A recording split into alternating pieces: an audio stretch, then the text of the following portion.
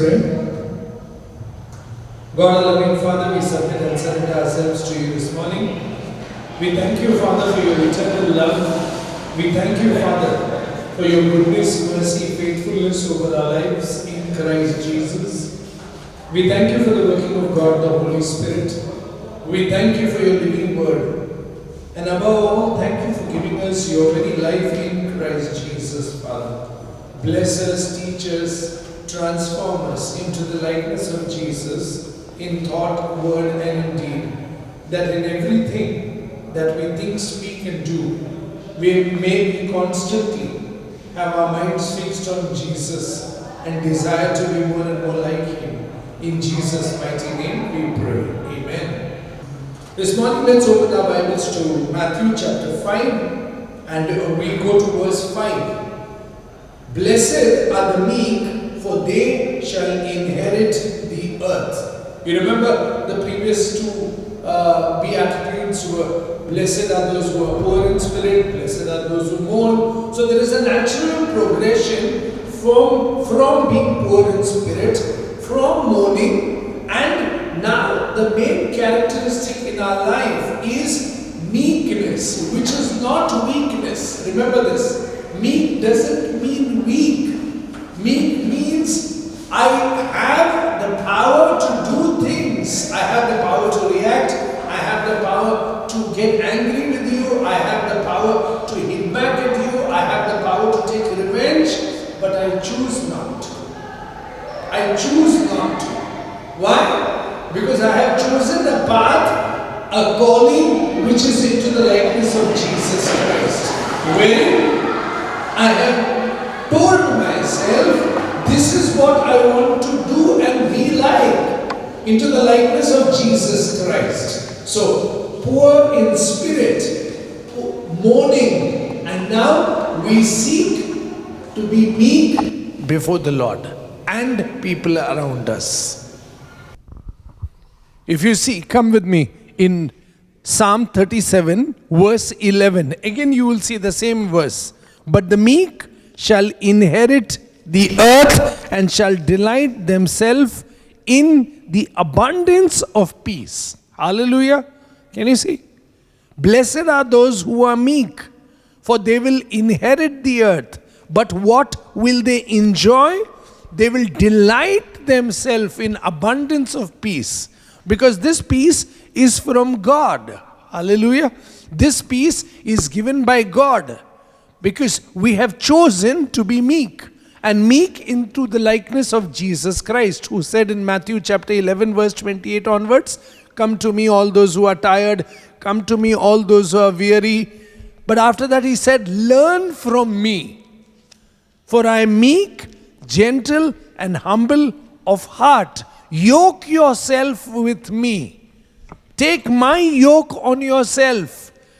Give me your burdens. Can you see?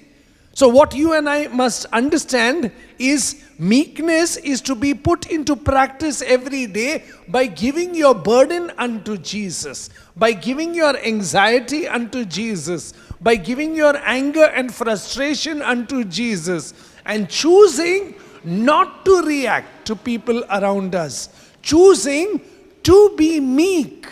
Say, to be meek. And actually rolling all your burdens unto the Lord. Jesus practiced meekness in his life. Yes, he did get righteously angry towards people around him at times. But in his character, in his nature, and for who he was always meek, humble, gentle, by nature. He emptied himself on the cross. See, he made himself of no reputation. He put on the robe of servanthood. So by nature, Jesus always chose to be meek, always chose to be humble. If you remember standing in front of Pilate, come with me, you will see in John chapter 19. Listen, verse 10. Then Pilate said to him, are you not speaking to me? Do you not know that I have the power to crucify you and power to release you? Can you see? Pilate is telling Jesus, You're talking to me. I have the power to release you. I have the power to crucify you. I can do what I want with you. And see Jesus' reply. In all humility, what does he say? Listen. Jesus answered, you could have no power at all against me unless it had been given to you from above. Can you see? That is meekness. The same Jesus who had the power to stand at Lazarus' grave and say, Lazarus, come out. Can you see? The same power Jesus could have, just told Pilate, do you know whom you're talking to? I have raised the dead. I have healed the sick. I have cast out demons. I am the Son of God. I know who I am. But I also know one thing. Right now, you have been given power from above. And the Father's will is that I should be going to the cross.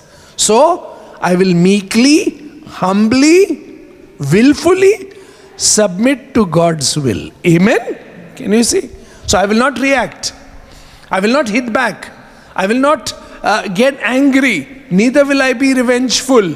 Neither will I stay frustrated and disappointed. Why?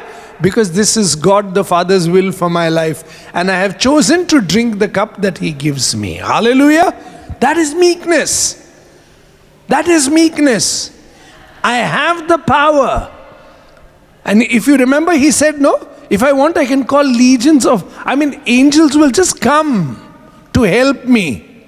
But that is not the Father's will. The Father's will is that I conduct myself in meekness and I submit myself as a lamb. The perfect Lamb of God. The innocent Lamb of God. Going in meekness to the cross. In humility to the cross. In gentleness towards the cross. Amen? Knowing that God the Father is in control of all things. Hallelujah. Come with me to 1 Peter chapter 2. 1 Peter chapter 2 verse 18. See what the Bible says.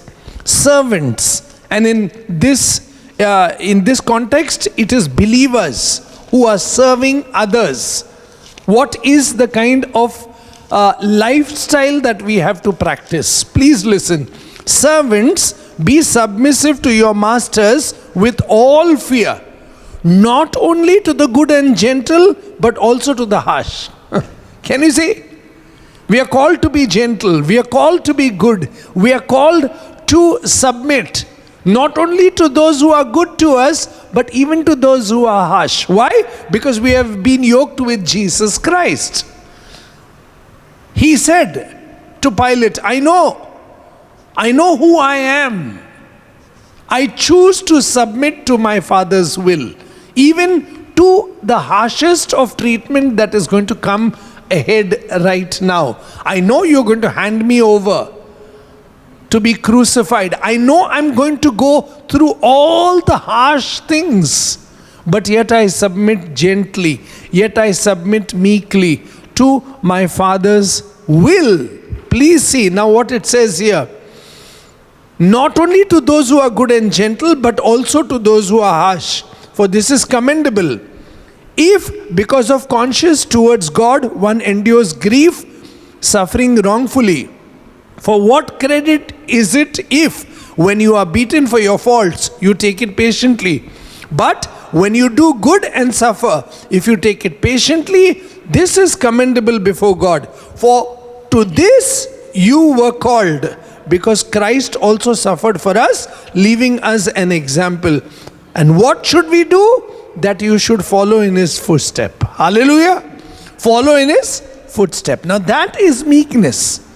Following in the footsteps of Jesus Christ, who actually knowing that He did good, knowing that He, all His life was to do good. All His life was to give of Himself for the redemption of mankind. But yet He was, what happened? Yet He was, please see, the Bible tells us in Luke chapter 22, when He was captured and when He was taken as a prisoner, Now please see verse 63. Going to be accused. Now the men who held Jesus mocked him, beat him, and having blindfolded him, they struck him on the face and asked him, saying, prophesy, who is the one who struck you? And many other things they blasphemously spoke against him.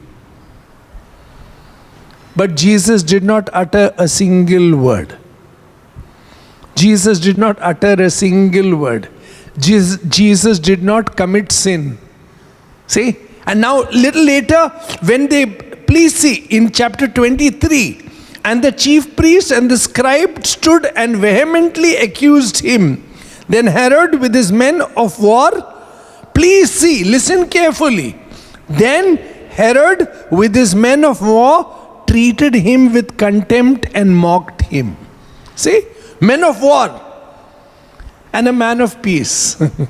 What a contrast. Men of war are on one side and Jesus, the man of peace, is on the other side. Hallelujah. The Prince of Peace is facing men of war, but he is facing them with meekness, gentleness and humility. Hallelujah. See? That is the Spirit of God. That is the Spirit of God. On one side there are men of war, mocking, teasing, insulting, humiliating, blaspheming, spitting, hitting him, slapping him, and they're going to do more cruel things. But Jesus, meek, gentle, and humble of heart. Amen? That's the Jesus who tells us, blessed are the meek, for you will see. What will you see? That the Romans who ruled, that the Romans who mocked, that the Romans who crucified, yeah, and they were all wiped away, finished. Nobody knows anything about them.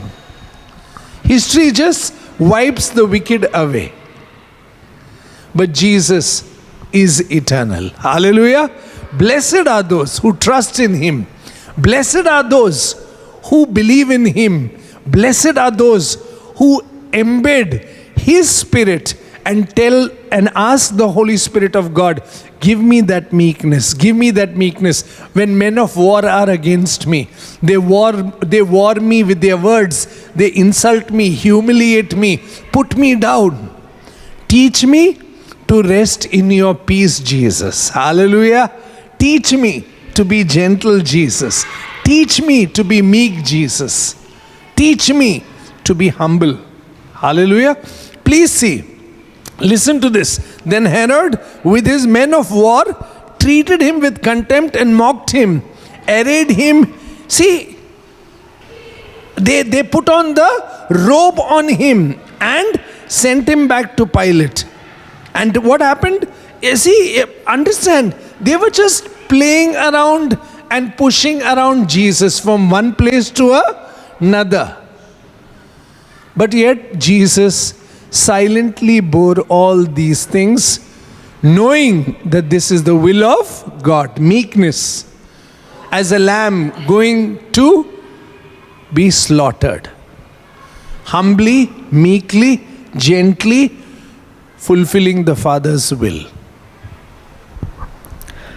So we have to learn to walk meekly before God and before man. And what you see in Moses, that no matter what accusation, whatever insults, how much ever they tried to humiliate or accuse him, he trusted God and committed his ways unto the Lord, so that the Lord judges. Amen? We are called to trust God in times when we are accused. We are called to commit our ways to God in times when we are insulted, humiliated. Jesus did that. Father, it is your cup. Let me drink it. You know what is best. Amen? I will submit. I will surrender. In fact, Moses prays for Miriam and she gets healed of leprosy at that time.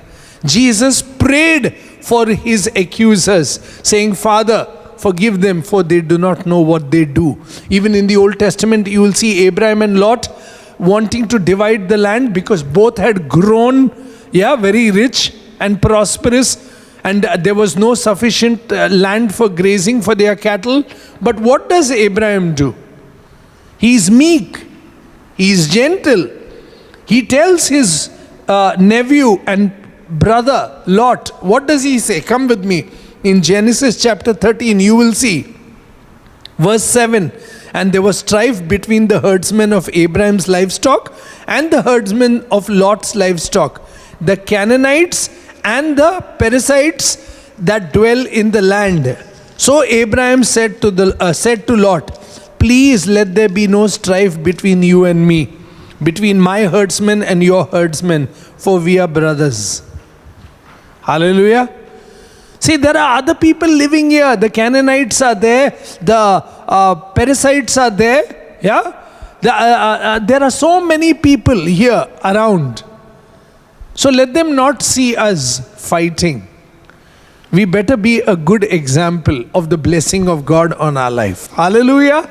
Amen. Now that's called trusting God. And then he tells him, the land is in front of you. You choose first. You'll see later on. And he tells him, you choose first. See, is not the whole land before you? Please separate from me. If you take the left, then I will go to the right. And if you go to the right, then I will go to the left. See? Now that is meekness. Trusting God. Trusting God to bless me.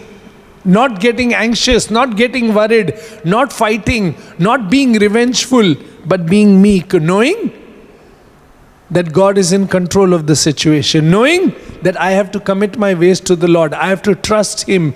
I have to delight in Him, and He will guide my path. Hallelujah. Amen. See?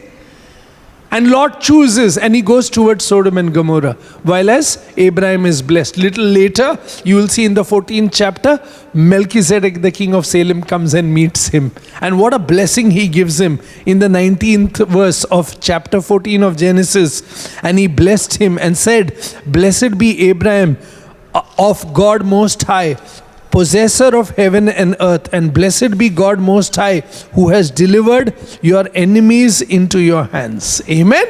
Can you see? God knows how to deliver the enemies into your hands. What you need to do is patience. Patiently trust the Lord. He will lift you up. Humble yourself before God, He will lift you up.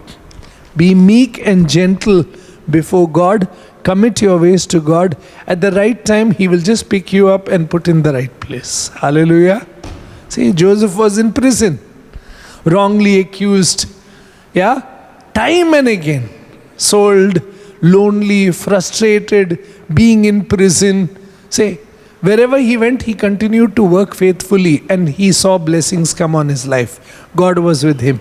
God was with him. Sold by his brothers, he went and worked there. God was with him. Accused, put in the prison, worked there. God was with him. And then at the right time, say the cupbearer remembers and said, there is a young man. And from prison, directly to the palace. Patience. Hallelujah. Commit your ways to God. Trust in Him. In all your ways, feed on His faithfulness. Acknowledge Him. Acknowledge Him every day as God, Lord, Savior, over your heart, over your mind, over your will, over your emotions, over your relationships, over your work. In everything that you do, say, Jesus Christ, Son of the living God, teach me to be more and more like you. Amen? Come with me to Genesis chapter 45. Please see.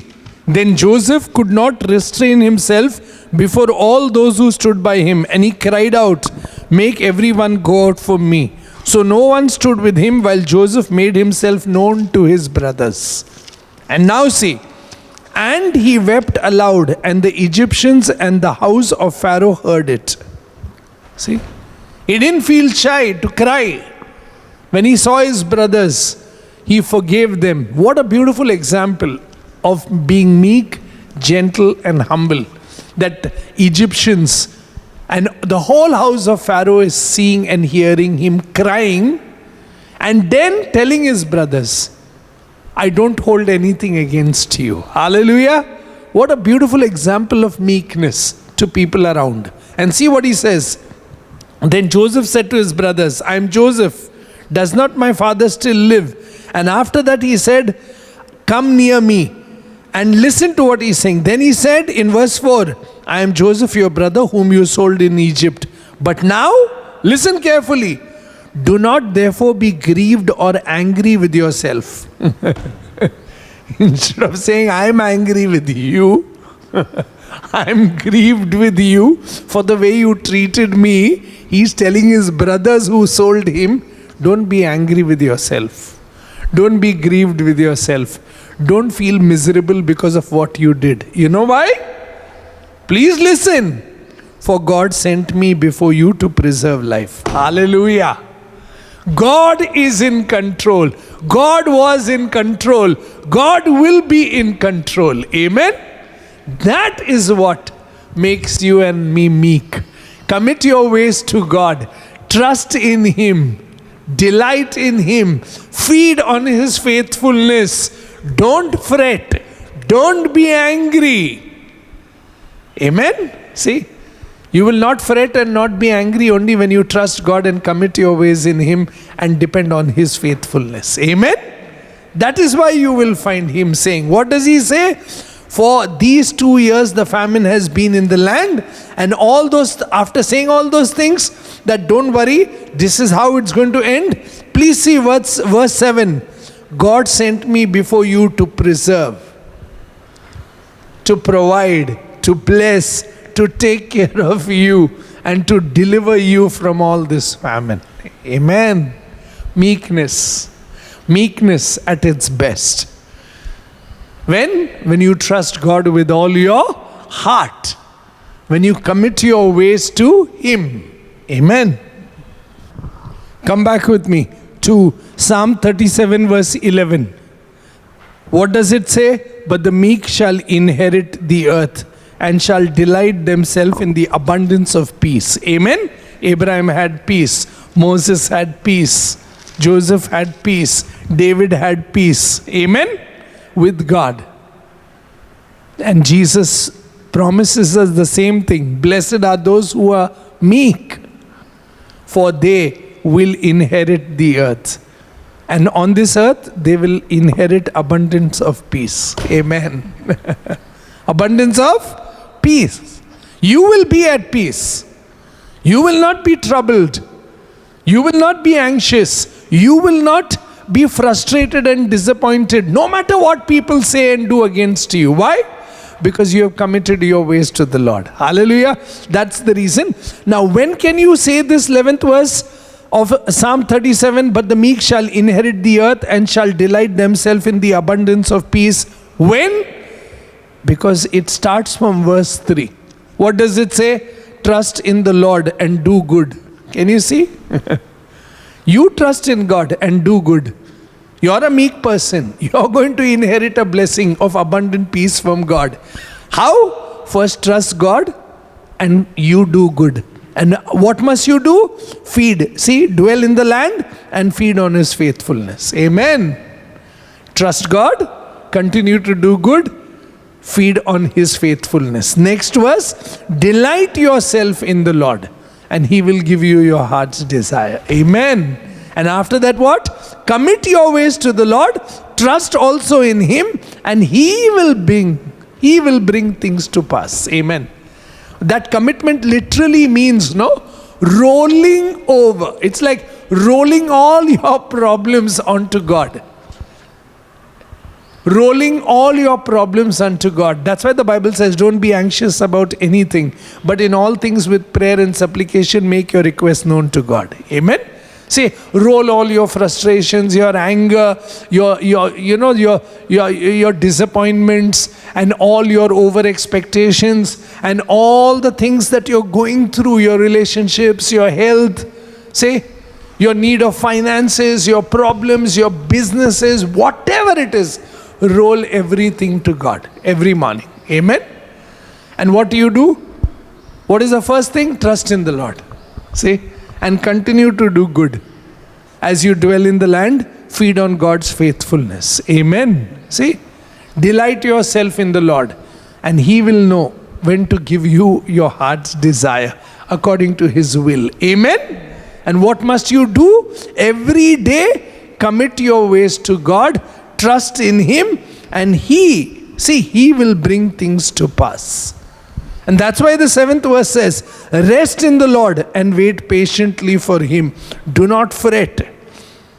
Don't fret. Rest in God. Rest in God and be patient. See, be patient. Your time will come. Your blessing is there. God will give you the right things at the right time. You continue to be meek. You don't hit back. You don't tell anything.